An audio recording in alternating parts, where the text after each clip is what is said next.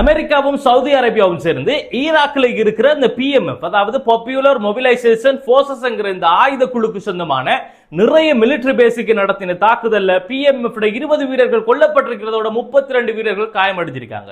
இந்த மத்திய கிழக்கு பிராந்திய போர்ல இஸ்ரேலும் அமெரிக்காவும் சேர்ந்து ஈரான்ல நடத்தின தாக்குதலுக்கு பிறகு இப்ப புதுசா சவுதியும் அமெரிக்காவும் சேர்ந்து ஈராக்ல தாக்குதல் நடத்திருக்காங்க. அடுத்ததா ஈராக்கும் அந்த போருக்கு உள்ளுக்குள்ள இழுக்கப்பட்டிருக்கு. இந்த ஒரு நிலைமை மத்திய கிழக்கு பிராந்தியத்தை எங்க கொண்டு போய் சேர்க்க போகுதுங்கிற ஒரு டவுட்டும் நமக்கு இப்ப வந்திருக்கு. அடுத்த முக்கியமான செய்தி என்னன்னா, இதுவரைக்கும் பதில் தாக்குதலை மட்டுமே நடத்திக்கிட்டு இருந்த ஈரான் முதல் முறையா ஜோர்தான்ல இருக்கிற அமெரிக்காட பேஸுக்கு இப்ப முதல் தாக்குதலை நடத்திருக்காங்க. அதுல முக்கியமான விஷயம் என்னன்னா, இவங்க இந்த தாக்குதலை எந்த நேரத்தில் நடத்தினாங்கிறது தான் மிக மிக ஒரு சுவாரஸ்யமான ஒரு விஷயம்.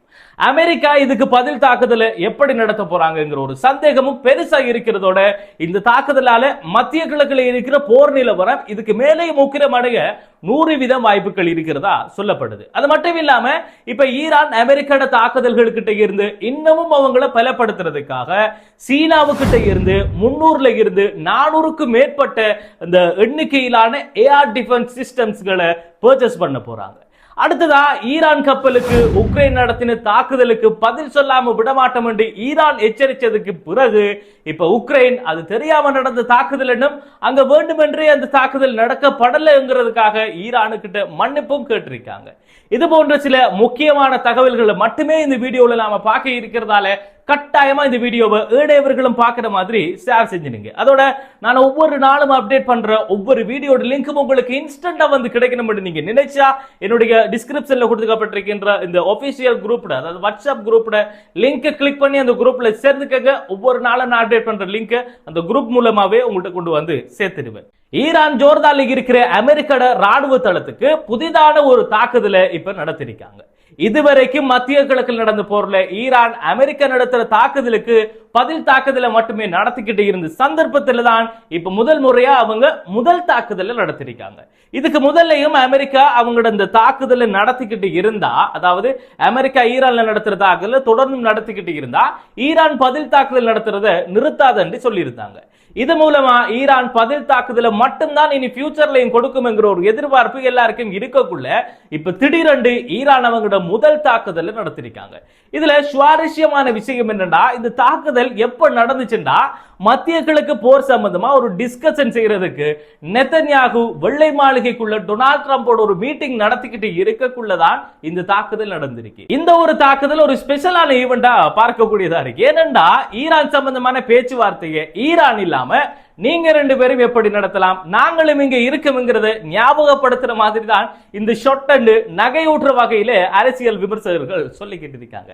ஆனா இந்த தாக்குதலுக்கு பல காரணம் இருக்கலாம்ங்கிறத நாம இப்ப நடந்துகிட்டு இருக்கிற இந்த விஷயங்களை வச்சு யூகிக்க கூடியதா இருக்கு. அதுகளை நாம ஒவ்வொன்றா பார்த்தோம்டா, வளமையா ட்ரம்ப் என்ன செய்வாருண்டா, ஈரானுக்கு தொடர்ந்து தாக்குதலை நடத்திக்கிட்டு இருப்பாரு. பிறகு அவங்களோட இந்த ஆயுத கையிருப்பு குறைஞ்சிக்கிட்டு வரக்குள்ள திடீரென்று தாக்குதலை எல்லாம் நிறுத்திட்டு ஈரானோட நாங்க இப்ப இந்த பேச்சுவார்த்தையில் இருக்கோம், பேச்சுவார்த்தை நல்லா போய்கிட்டே இருக்கு, ஆனா ஒழுங்கா பேச்சுவார்த்தை நடக்கலண்டா திரும்பவும் தாக்குதல் நடத்துவோம் என்று ஒரு எச்சரிக்கையை கொடுத்துக்கிட்டே இருப்பாரு. பிறகு இந்த ஆயுத கையிருப்பு அதிகரிச்சுட்டு திரும்ப தாக்குதலை ஆரம்பிப்பாரு. இப்ப அமெரிக்கா இதைத்தான் செஞ்சுக்கிட்டே இருக்காங்கன்னு ஈரான் அடிக்கடி சந்தேகப்பட்டு சொல்லிக்கிட்டே இருப்பாங்க. அதோட இந்த அமெரிக்கா கிட்ட ஆயுத கையிருப்பு குறைதுங்கிறது நாம எதை வச்சு அனுமானிக்கமெண்டா, அவங்களோட இந்த ஓய்வு பெற்ற அதிகாரிகள் இது சம்பந்தமா ஊடகங்கள பேசுவாங்க. அதாவது இந்த அமெரிக்காவுக்கிட்ட ஆயுத கையிருப்பு குறையுதுங்கிற மாதிரியான நிறைய பேட்டிகளை நிறைய மீடியாக்கள்ல நிறைய பேர் கொடுப்பாங்க.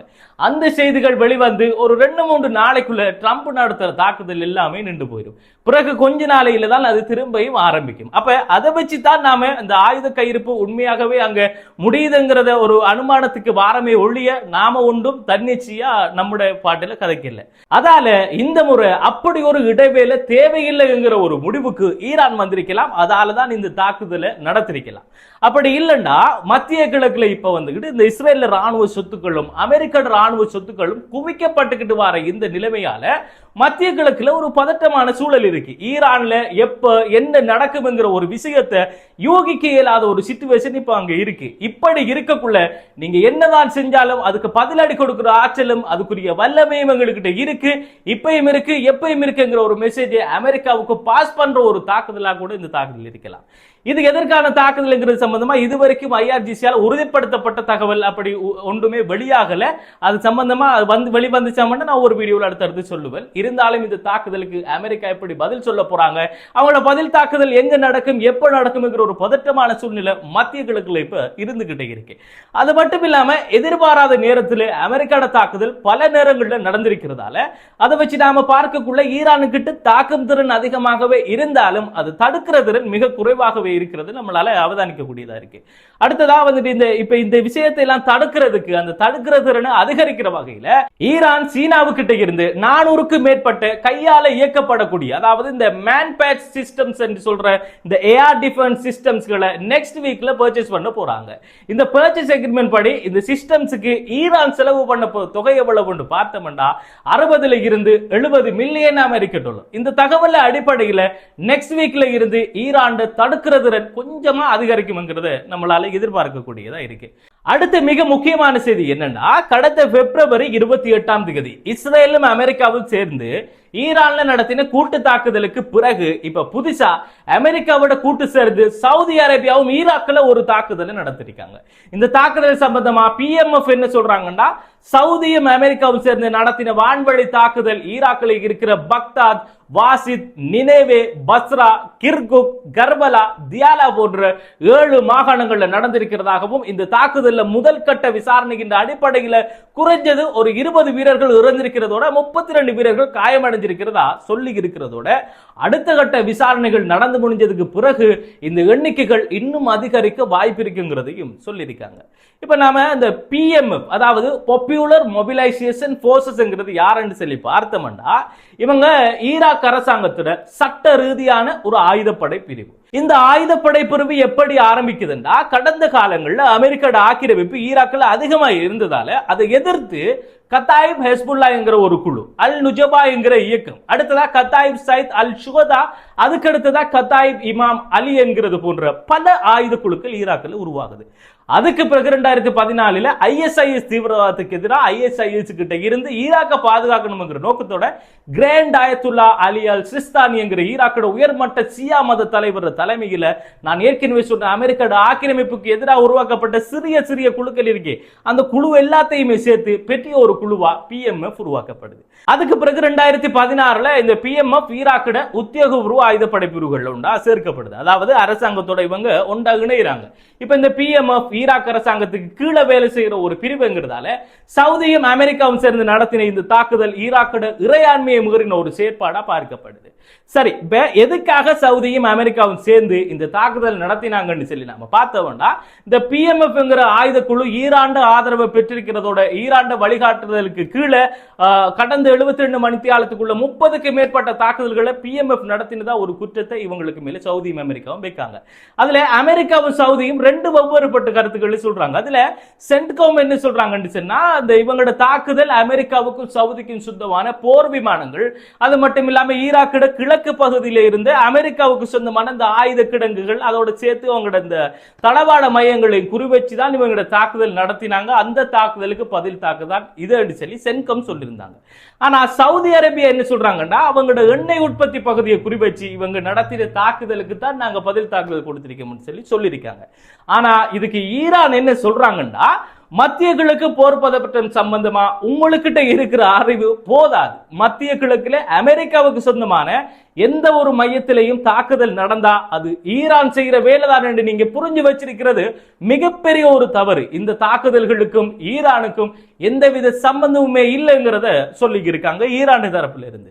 அந்த பகுதியில எது நடந்தாலும் ஈரானை பிளேம் பண்றது தான் அமெரிக்காட சதி. அதை இப்ப சவுதியும் செஞ்சுக்கிட்டு வராங்க. அது மட்டும் இல்லாம அமெரிக்கா கொடுத்திருக்கிற கயிறை சவுதி நல்லாவே விழுங்கிட்டு இருக்குங்கிறது மிக தெளிவா விளங்குது. இப்ப இவங்க நடத்திருக்கிற இந்த தாக்குதலுக்கு PMF அவங்களோட பதில் தாக்குதலை எப்படி நடத்த போறாங்க, என்ன நடக்க போகுதுங்கிறது மத்திய கிழக்கு போர் நிலைமையை மேல மேல மெருகூட்டிக்கிட்டே இருக்கு. அடுத்ததா இந்த கஸ்பியன் கடல்ல வச்சு ஈரானுக்கு சொந்தமான ஒரு கப்பல் ரஷ்யாவுக்கு போயிட்டு இருக்கக்குள்ள உக்ரைன் அந்த கப்பலுக்கு தாக்குதல் நடத்தி அதுல ஈரானுக்கு சொந்தமான ஒரு மாலுமியும் உயிரிழந்திருந்தாரு. இந்த சம்பவத்தை கண்டிச்சு ஈரானும் கருத்து சொன்னதோட இந்த சம்பவத்துக்கு நாங்க பதில் சொல்லாம விடமாட்டோம் என்று சொல்லி பெரிய ஒரு அச்சுறுத்தலையும் கொடுத்திருந்தாங்க. அது மட்டும் இல்லாம இப்ப இந்த உக்ரைனும் ஈரான் மிசைல் ரேஞ்சுக்கு உள்ளதான் வருதுங்கிறதால இந்த அச்சுறுத்தலை பார்க்கக்குள்ள கொஞ்சம் அது வெளியிடான அச்சுறுத்தலாகவே நமக்கு விளங்குது. இந்த அச்சுறுத்தலுக்கு பிறகு, அதாவது இந்த அச்சுறுத்தலை ஈரான் வெளியிட்டதுக்கு பிறகு இப்ப ஈரானு கிட்ட மன்னிப்பு கேட்கிற வகையில இந்த தாக்குதல் தவறுதலா நடந்ததாகவும் இந்த பதற்ற நிலையை மேலும் அதிகரிக்கிறதுக்கு கொஞ்சமும் எங்களுக்கு விருப்பமில்லை என்று சொல்லியிருக்காங்க உக்ரைன்.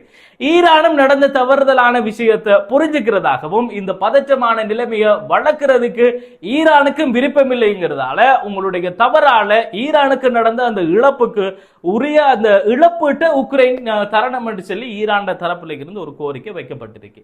இப்ப உக்ரைன் பயந்துட்டாங்களா இல்ல இந்த ரெண்டு தரப்புமே சண்டையை விரும்பலையாங்கிறது தொடர்பான உங்களுடைய கருத்துக்களும் கமெண்ட் பாக்ஸ்ல வரவேற்கப்படுகின்றது. இவ்வளவும் தான் மத்திய கிழக்கில் நடந்துக்கிற புதிய தகவல்கள். மேலும் இது தொடர்பான புதிய சம்பவங்கள் எதுவும் நடந்தா அது எல்லாத்தையுமே தொகுத்தெடுத்து உங்ககிட்ட கொண்டு வந்து சேர்க்கிறதுக்கு நான் தயாரா இருக்கிறதால மறந்துடாம என்னுடைய இந்த ஹசன் கேலரி என்கின்ற இந்த யூடியூப் சேனலை கட்டாயமா சப்ஸ்கிரைப் பண்ணி வச்சுக்கோங்க. மத்திய கிழக்கில் நடக்கிற ஒவ்வொரு புதிய தகவல்களையும் உங்களுக்கு கண்ணெதிரில் கொண்டு வந்து சேர்க்கிறதுக்கு நான் கேரண்டி. அதோட இந்த வீடியோ உங்களுக்கு பிடிச்சிருந்தா இதை லைக் பண்ணிட்டு ஏழைவர்களும் பார்க்கிற மாதிரி இந்த வீடியோவை ஷேர் பண்ணிடுங்க. அது மட்டும் இல்லாம நான் ஒவ்வொரு நாளும் அப்டேட் பண்ற ஒவ்வொரு வீடியோட லிங்க் உங்களுக்கு இன்ஸ்டன்ட்டா வந்து கிடைக்கிறது நீங்க நினைச்சா நான் டிஸ்கிரிப்ஷன்ல கொடுத்திருக்கிற என்னுடைய ஆபீஷியல் வாட்ஸ்அப் லிங்கை கிளிக் பண்ணி அந்த குரூப்ல சேர்ந்துக்கங்க. அது மூலமாகவே ஒவ்வொரு வீடியோட லிங்கையும் உங்கள்கிட்ட கொண்டு வந்து சேர்த்து வேணுங்கிறத சொல்லிட்டு இந்த வீடியோவில் இருந்து விடைபெறுவது அப்துல் லத்தீப் ஹசன் நிஸ்பி.